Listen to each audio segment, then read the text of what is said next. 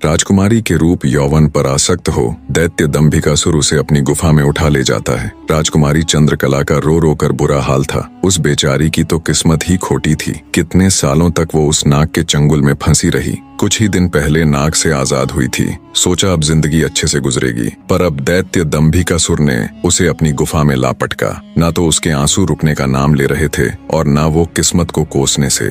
उसकी मनमोहक सुंदरता से अभिभूत दैत्य ने उसके साथ किसी प्रकार का बल प्रयोग नहीं किया। वह उस अद्भुत नारी को जबरदस्ती नहीं बल्कि उसकी सहमति से प्राप्त करना चाहता था। दंभिकासुर ने राजकुमारी से कहा, या तो तू अपनी मर्जी से मेरे साथ रहने के लिए सहमत हो जा, अन्यथा आजीवन तू ऐसे ही मेरी कैद में सड़ती रहेगी। दैत्य की बात सुन राजकुमारी चंद्रकला गुस्से से रोती हुई बोली, मैं तुम्हारे साथ रहने से पहले मरना पसंद करूंगी, और अगर तुम ये सोचते हो कि तुम मुझे यहाँ उठा लाए तो मैं तुम्हारी हो गई तो ये तुम्हारी सबसे बड़ी भूल है। मेरा पति मुझे ढूंढते हुए यहाँ जरूर आएगा और वो तुझे छोड़ेगा नहीं। राजकुमारी की बात सुन दंभिकासुर घिनौनी हंसी हंसते हुए बोला, लगता है तुम पागल हो गई हो। मैंने तुम्हें यहाँ 7 तालों के भीतर बंद किया है। यहाँ तक किसी का भी पहुँचना असंभव है, और अगर गलती से कोई यहाँ तुझे ढूंढता हुआ आ भी गया तो मैं उसे एक कीड़े की तरह मसल दूंगा।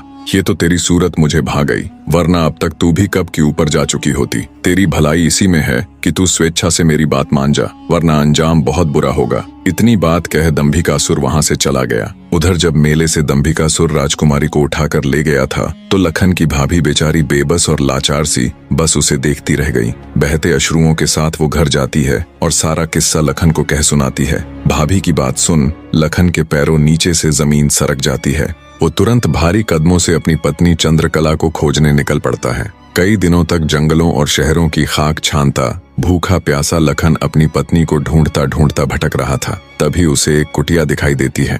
थका हारा लखन जब कुटिया के अंदर जाता है तो उसे अंदर एक साधु बाबा दिखाई देते हैं। लखन उनको प्रणाम कर वहीं बैठ जाता है। लखन की हालत देख महात्मा जी ने पहले उसे अच्छे से जलपान कराया और फिर बोले, बेटा तुम कौन हो और यहाँ जंगलों में क्यों भटक रहे हो। तब लखन महात्मा जी को अपनी सारी व्यथा कह सुनाता है। लखन की सारी दास्तान सुन महात्मा जी बोले, बेटा तुम जिस राक्षस की बात कर रहे हो उसका नाम दैत्य दंभिकासुर है। वो जहाँ भी जाता है तबाही मचा देता है। आज तक उसे कोई भी परास्त नहीं कर पाया। जिसने भी उससे मुकाबला करने की कोशिश की वो पत्थर का बन गया। इसलिए मेरी सलाह मानो और वापस अपने घर लौट जाओ, इसी में तुम्हारी भलाई है। उसके पीछे जाकर क्यों अपने प्राण गंवाते हो।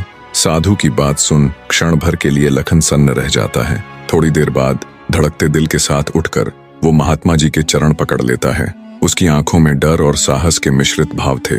बने रहे।